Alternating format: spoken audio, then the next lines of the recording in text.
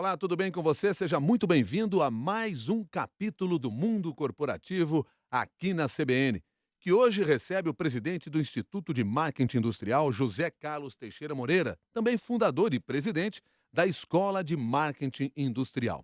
José Carlos Teixeira Moreira, quais são as mudanças mais significativas nas relações corporativas que vocês têm identificado?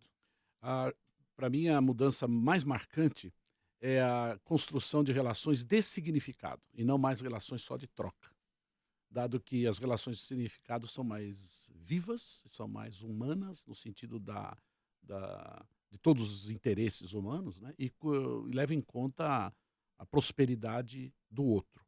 Em outras palavras, a relação contribui mais para um processo de colaboração do que um processo de competição. O que é uma relação de significado, assim, para que a gente tenha uma ideia mais clara no nosso dia a dia do trabalho? O fundamento é o seguinte: quem compra é gente, gente viva, morto não compra, máquina não compra. Então esse foi a grande descoberta da essência, né? Porque no conceito original você criava figuras que não existiam, né? Quer dizer, o mercado, o consumidor, são pessoas que nunca ninguém viu, né? Né? De sorte que com essa descoberta, que é uma volta ao básico, à essência, o que aconteceu foi o seguinte: pessoas passam 70% do tempo fazendo planos de futuro. Enquanto a gente está conversando aqui, a gente está fazendo um planinho de futuro. Depois que acontecer isso, eu vou aproveitar aquilo, isso que o sujeito está falando serve para aquilo. Então, na hora que você foca que o grande desafio do ser humano é o futuro, que o presente está aqui, o passado nós já construímos, as relações de significado são aquelas que têm um compromisso pela realização do outro naquilo que o outro quer fazer. Então, uma empresa conversando com outra, na verdade, empresa não existe, né? Empresa só existe quando o presidente não quer fazer o que você quer que ele faça. Você chega para o presidente e fala assim: "Eu queria que o senhor fizesse isso e tal." Ele falou: "Por mim eu faria, mas a empresa não vai aprovar." Então chama a empresa que eu converso com ela, né? São pessoas que são reunidas num momento e tal. De maneira que a relação de significado é esse que tem um compromisso com a prosperidade do todo. Agora, as empresas, ou as pessoas que fazem as empresas, elas já perceberam esta mudança e estão se preparando ou se adaptando para esta mudança? Nem todas. O que está acontecendo é o seguinte: nós somos educados para um processo de troca material de coisas a troco de dinheiro, não é? Então, você pegar toda a essência da formação de management, é tudo baseado numa relação econômica, né, econômica. E o que aconteceu foi que nesse conceito de como se o mundo fosse um sistema econômico, os remédios que foram desenvolvidos já não dão conta de resolver, de conduzir nada mais, né? Se esgotaram as possibilidades. Porque por que você faz então para vender mais? Baixa o preço? Quando abaixa o preço, você não manda embora a máquina, você manda embora a gente. Você muda processo, você faz. No fundo é o seguinte: havia uma confusão de que ser competitivo era ser mais barato. Aí entrou a fábrica do mundo chamado China e bagunçou de vez isso. Não há o que fazer. Então você pega, por exemplo, hoje as empresas desatentas, quando você analisa, elas fazem a mesma coisa que fazia 40 anos atrás. Estabelece cota de vendas, faz planejamento, faz orçamento, depois faz convenção de vendas, que é a mesma coisa e tal, né? Então o que aconteceu foi o seguinte: acho que pessoas mais inquietas começaram a perceber. Falei: pô, caramba, o que faz alguém aderir a uma causa que vale a pena? E aí essa volta à essência começou a tomar conta. Alguns, então, por conveniência, porque o outro modelo não dava certo, e outros por convicção. Você usou duas palavras até aqui que me chamaram a atenção. Logo no início, você falou em compartilhamento. Hum, Agora há pouco, você falou em competição. é. Competição e compartilhamento são dois conceitos contraditórios que não funcionam numa mesma estrada? Eu acho que não. Aliás, no mundo, acho que tudo é muito né? Tudo é. Mas dentro de um contexto de colaboração, eu consigo competir. Dentro de um contexto que não é de cooperação, eu consigo destruir. A base é curiosa, né? A base até vem de uma lenda interessante, rabínica, muito bonita, que diz assim: você tem dois tipos de dinheiro no mundo. Você tem um dinheiro que, para eu ganhar, se alguém tiver que perder, chama dinheiro sujo. O que que significa isso? Quer dizer, desequilibra a relação. E a natureza, quando é desequilibrada, ela busca um novo equilíbrio. E normalmente quem paga a conta é ser vivo. Uhum. Bom, tem um tsunami, que é um desequilíbrio, né? Quem paga a conta foi ser vivo. Porque pedra, rock and roll, carro vira, mas eu vou ser vivo. Então não é conveniente gerar esse tipo de dinheiro que eles chamam de sujo, que alguns pensavam que era roubado, nada a ver com roubado. É um processo predador, que é típico de uma competição onde o meu sucesso depende do seu fracasso. Mas hoje nós não vivemos nesse ambiente predador? 2008 mostrou que era um bom momento de mudar, mas continuamos vivendo. Por Ah, quê? bom, complemente, por favor. Milton, porque enquanto nós estamos conversando aqui, a maioria das escolas está ensinando isso para os meninos. As escolas ainda estão ensinando essa ideia predadora? Sem dizer que é predadora. É baseado na competição. Quer dizer, o meu sucesso é o seu fracasso. Mas é curioso porque, vamos lá, de cada 10 pessoas que eu entrevisto aqui no mundo corporativo, pelo menos 9 usam a palavra do compartilhamento, Pois que é. este é o momento da conversa, do conhecimento, da troca de ideias. Mas isso é muito mais discurso do que ação dentro das Sem dúvida, corporações? sem dúvida. E que é muito importante. Porque eu que vivo no mundo empresarial prático, né, quer dizer, significa assim, nós somos todos executivos, o dia a dia é a competição meio darwiniana mesmo, assim, né? Salve-se meio quem puder, né? E na medida que você entende que o ser humano tem consciência, você subverte essa coisa, porque eu consigo, por evolução, contrariar essas coisas. Então a colaboração está tomando conta, como eu lhe disse, algumas vezes por conveniência e outras vezes como eu diria, por convicção. E agora, por que que o competir é saudável dentro do ambiente de colaboração? Porque eu gostaria muito, como qualquer pessoa, né, que aquela proposta que a gente tem fosse vencedora, mas não destruindo a outra. O conceito da cooperação, da cooperação é baseado no dinheiro chamado limpo. Eu ganho com ganhar de todos. E uma das perguntas dos nossos ouvintes internautas é assinada pelo Jonas. Professor, como acreditar em compartilhamento total entre colaboradores nas empresas, em ambientes em que muitas vezes o sucesso de um depende do fracasso do outro, como o senhor acaba de dizer? Pois é, isso é uma questão. As empresas são feitas ou são construídas pela motivação dos seus empreendedores.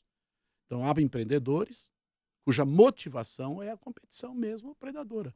Nesta companhia, se ela é uma companhia transparente no que acredita, ela precisa ter gente assim lá dentro. O desafio da vida é que há espaço para tudo. É uma escolha. É uma escolha.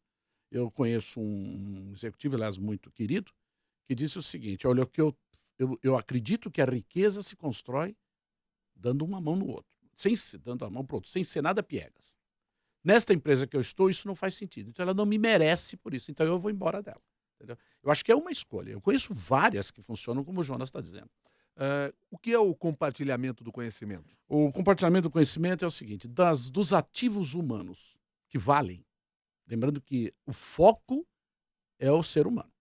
Que é ele que compra, é ele que fala, é ele que ouve, é ele que promove, etc. Então, o conhecimento é um dos grandes ativos do ser humano. Com conhecimento você vai em qualquer lugar. Você tem conhecimento sobre aquele assunto, você dá uma palestra na China e eles contratam o tradutor. Você não precisa falar chinês, dado que o conhecimento. E o conhecimento é tão interessante porque uma vez um velho senhor muito especial disse para mim assim: Zé Carlos, o conhecimento é o único ativo que não produz resultados decrescentes. E eu não entendi nada, porque eu sou um engenheiro mecânico metido em marketing industrial. Falei, me dá para explicar melhor? Falei, dá. Se você tem $100 e alguém te pede $100, você dá $100 e fica $100. Ah, bom, esse eu entendi. Agora, se você sabe 100 coisas e compartilha com o outro, ao compartilhar você já fica com 120, 130, porque novas sinapses fazem no cérebro, e você ouve o que você mesmo diz e tal. E o cara fica com 100. Então, compartilhar enriquece o conhecimento. Por isso que não tem sentido falar assim, eu vou trocar uma ideia com você. Porque se eu vou trocar, eu fico com duas. Pô. Então eu vou aproveitar aqui de um material de divulgação do trabalho que vocês realizam. Eu quero entender o seguinte: o que que o frescobol tem a ver com isso? Nossa, eu acho uma metáfora lindíssima, mas lindíssima. Porque veja só que interessante, vocês conhecem, muitos dos nossos ouvintes conhecem o frescobol. É aquele joguinho na praia que nasceu no Rio de Janeiro, né, em que o senhor tem uma raquetinha, o outro tem lá e fica batendo para cá, pra lá, tal, tal, tal. Veja bem, como é que funciona o frescobol? O frescobol funciona assim: você pega a bolinha, joga com a raquete, de modo que o outro acerte. Porque se você pegar a bolinha e jogar no mar, acabou o jogo. É diferente do tênis. O tênis eu jogo para o meu oponente naquele momento, ver se não pega a bola. O frescobol é exatamente o contrário. Eu jogo para o outro acertar e o outro joga para que eu acerte. É das mais felizes metáforas da colaboração. Acaba o jogo se você jogar fora do alcance do outro. Você deixa de jogar contra o outro e passa a jogar com o Com o outro. outro. É isso, Milton. Isso faz a diferença. Olha, isso é brilhante, é isso aí. O com é a riqueza.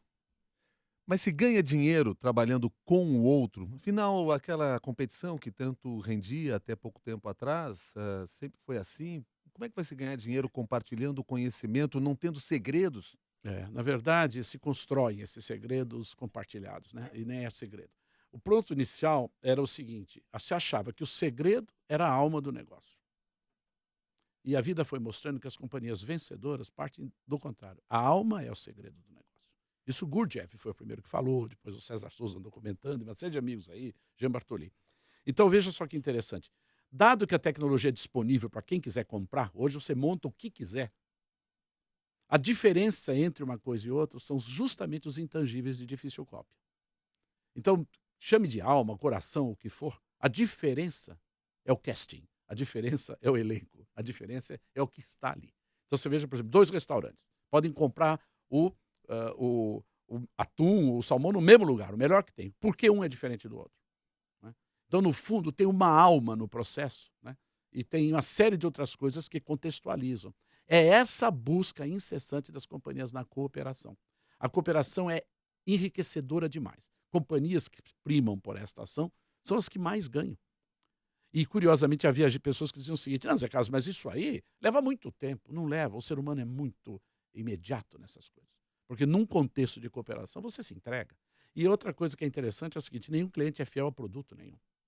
A gente troca com um despudor absurdo de produto. Mas o que a gente é muito leal são as relações de significado que a gente constrói com as pessoas que naquele momento representam a empresa. E aí entra a questão da geração de valores. É aí o verdadeiro valor. De valor, não é bem de valores, de valor. Porque, por exemplo, eu fui educado, minha geração inteirinha, que confundiram o valor com o valor econômico. Sabe qual foi a única aula que eu tive de valor na vida? Foram com meus pais. São os pais da gente, as pessoas que amam a gente, que ensinam o que é verdadeiramente valor. Então, o valor é aquilo que faz você estar aqui, eu estar aqui, os ouvintes estarem assistindo. É isso aí. Agora, o valor econômico é uma das traduções do maior valor que a gente tem. Então, essas empresas que eu estou te falando, que estão inquietas, meio sem saber mais o que fazem, começaram a investir em ter valor. E valor não se compra. Valor não se conta para o outro que tem. Valor é uma responsabilidade do outro. Pois é, e como é que se cria esse valor, se desenvolve esse valor dentro da corporação? Então, a primeira coisa é o seguinte: a causa da corporação é o primeiro motivo de construir valor. Por exemplo, tem empresas cuja causa claramente é o seguinte: enriquecer o acionista. E quem top? Você está fazendo o que aí? Eu estou enriquecendo ele. Ele me paga bem, me paga umas viagens, me dá um carro. Tá? É o tipo. Tem outras cuja causa é diferente. Por exemplo, é serem agentes transformadores da sociedade e ganhar muito com isso, mas fazendo a sociedade ser melhor. Tem um velho ditado também, muito antigo, que diz assim: não dá para ser rico no meio de pobre. Você tem que disfarçar de pobre para viver no meio de rico, no meio que é pobre. E a disfarce de pobre significa colocar o que é uma coisa que você pode merecidamente ter como uma coisa ruim. Por isso que toda vez que se fala em lucro nesses ambientes, tem uma conotação ruim. Por exemplo, quando o cara fala em lucro, ele põe no diminutivo. Então, eu tinha um dinheirinho sobrando, sabe, Milton? Aí comprei umas terrinhas ali, comprei uns gadinhos. Quantos gadinhos? Uns 2, entendeu? Inho. Então, o conceito é o seguinte: para você poder fazer com que a riqueza que eu estou falando é mais que dinheiro, predomine, só existe a possibilidade de nós estarmos juntos. E a pergunta que o Flávio nos faz é bastante simples.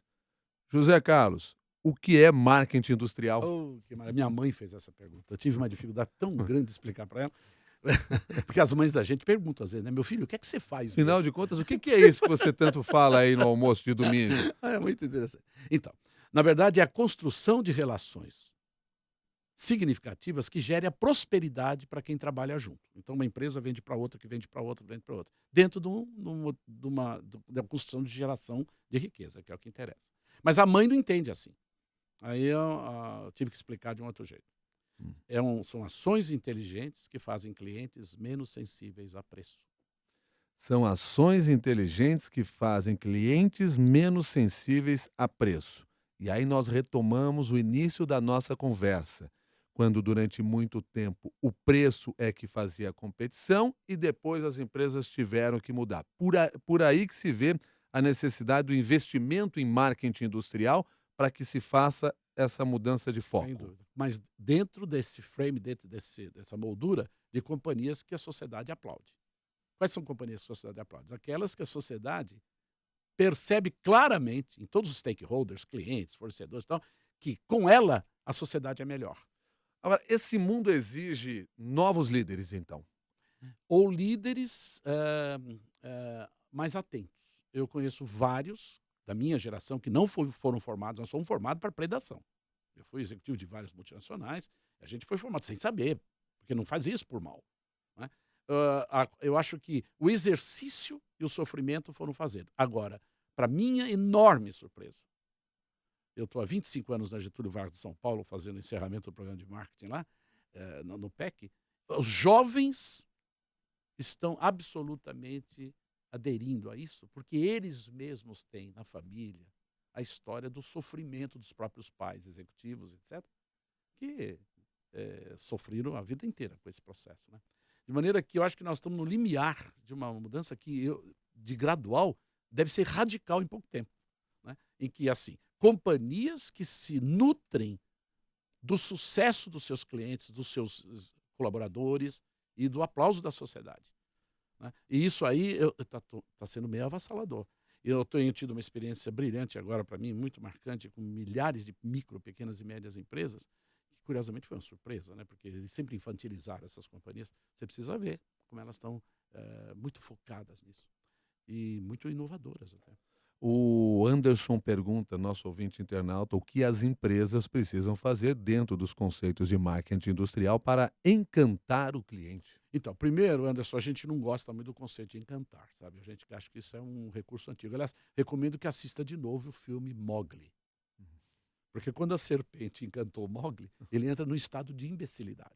Quando desencanta, ele fala, quanta burrice fizeram comigo. A gente acha que o conceito de encantar não é uma coisa muito boa. Aliás, a serpente já encantou várias outras pessoas e Várias causou um transtorno, que né? pagamos um pato até hoje, né? Mas viu, Milton? Então Anderson, a gente acha assim que o cliente, há três coisas que o cliente, existem três coisas que ele pode fazer para nós, que é o que interessa. Primeira coisa que um cliente tem que fazer para a gente é nos promover espontaneamente junto a outros tão bons quanto ele. Mais ou menos um conceito que eu ouvi dias desses do advogado de marca. É isso? Ele vai ser o meu defensor? Essa é a segunda etapa. A primeira Tá. etapa é promotor espontâneo do valor que eu tenho. Segunda etapa, um advogado leal na minha ausência. Entendeu? Um concorrente está Uhum. lá falando uma coisa que não procede, quem que vai defender? Não, manda tentar ligar, liga pro 0800 e me chame. Uhum. O cara fala, não, peraí, você não está falando certo, eles são assim. E o terceiro é nos remunerar pelo valor que a gente tem, e não por um preço qualquer de mercado. Nos remunerar quem? O fabricante, o fornecedor. O fabricante. Por um valor, por um preço, que é pelo valor percebido que nós temos, e não por um preço de mercado qualquer. Porque aí deixa de ocorrer aquela discussão do que é caro e do que é barato. Lógico, porque preço é psicológico. Quer Ninguém dizer, compra nada por preço. ninguém compra nada Não, por nem a preço. roupa que a gente tem aqui compramos por preço. Sabe né? disso? O cara foi lá, você lembra? Nós ainda fomos lá, compramos a roupa porque a mulher chegou pra gente, nossa querida amada, e disse assim, com esse terno você não sai mais. Eu falei, imagina, é tão novo, tem 25 anos. É. Levou a gente no shopping, lembra? E Uhum. por que a gente... Aí a gente se animou, pegou outra roupa, ela olhou, fez aquela carinha assim, a gente abandonou. No interior, sabe o que a gente usa falar? A gente fala assim, a gente compra essa roupa porque é orna para nós. Que orna para nós. As pessoas compram as coisas que ornam para elas. Então o preço é psicológico, entendeu? E acho que na visão mais cartesiana, que era típico da visão econômica, preço era insumo, custo, margem. Mas não tem nada a ver com isso. Entende? Então, as empresas que estão no campo da cooperação, criando clientes que podem ser promotores espontâneos, espontâneo e gratuito, não precisa pagar nada. Eles percebem que os preços que eles exercem são muito acima dos preços de mercado, porque o pacote de coisas que vem e que restaura a segurança da pessoa, a autoestima da pessoa e um senso de justiça é de tal ordem que é como se ele desse uma gorjeta. Nós temos pesquisa no Instituto que essas empresas vendem seus produtos de 5% a 27% acima do preço de mercado. Então, coloca na ordem correta, então, essa informação, porque eu acho ela muito importante para quem está nos acompanhando. Como é que é isso? As companhias que estão no foco do cliente, portanto, não é que perguntam para o cliente o que ele quer, é aquelas que sabem o que o cliente seria melhor para o cliente, porque são genuinamente empáticos com o desafio dele na sua prosperidade, vendem seus produtos de 5 a 27% acima do preço de mercado, por pesquisa. E olha, acredite, entre empresas, hein, que costumam dizer que é mais racional, tal.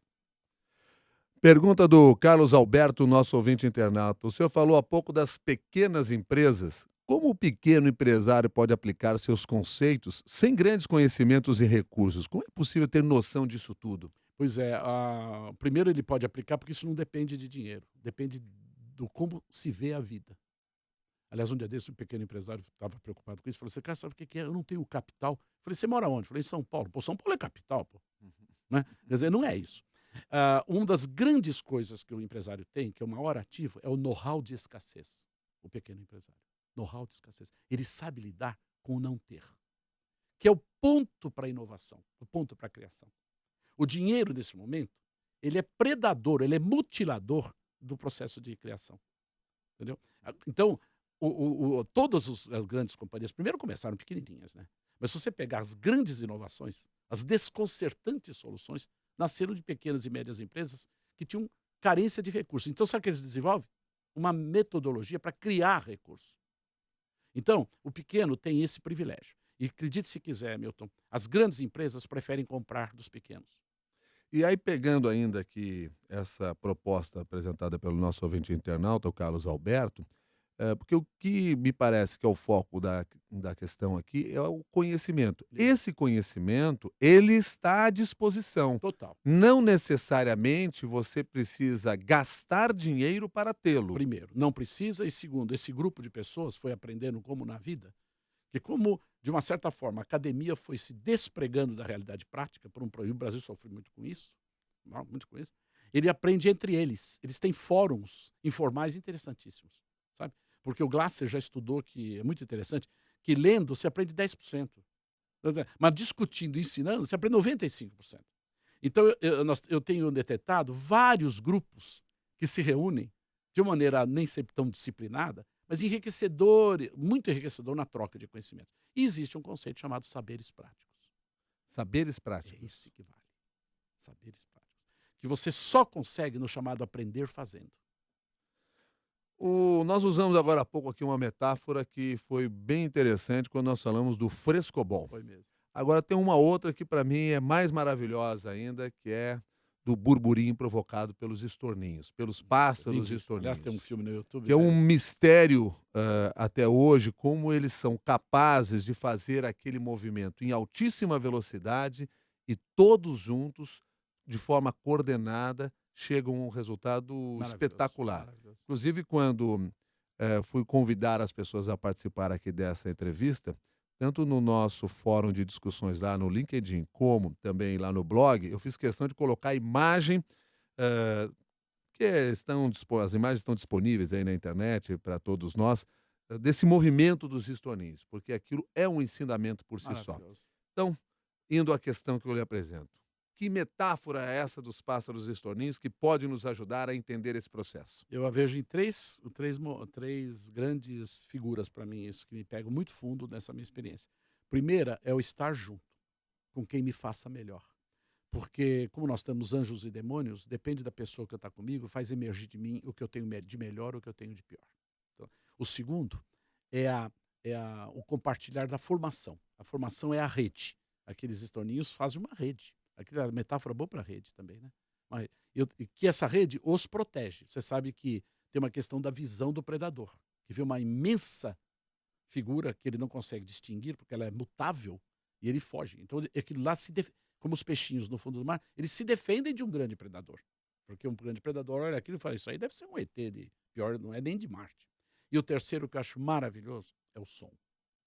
Porque o som tem a ver como o vinho no tintim.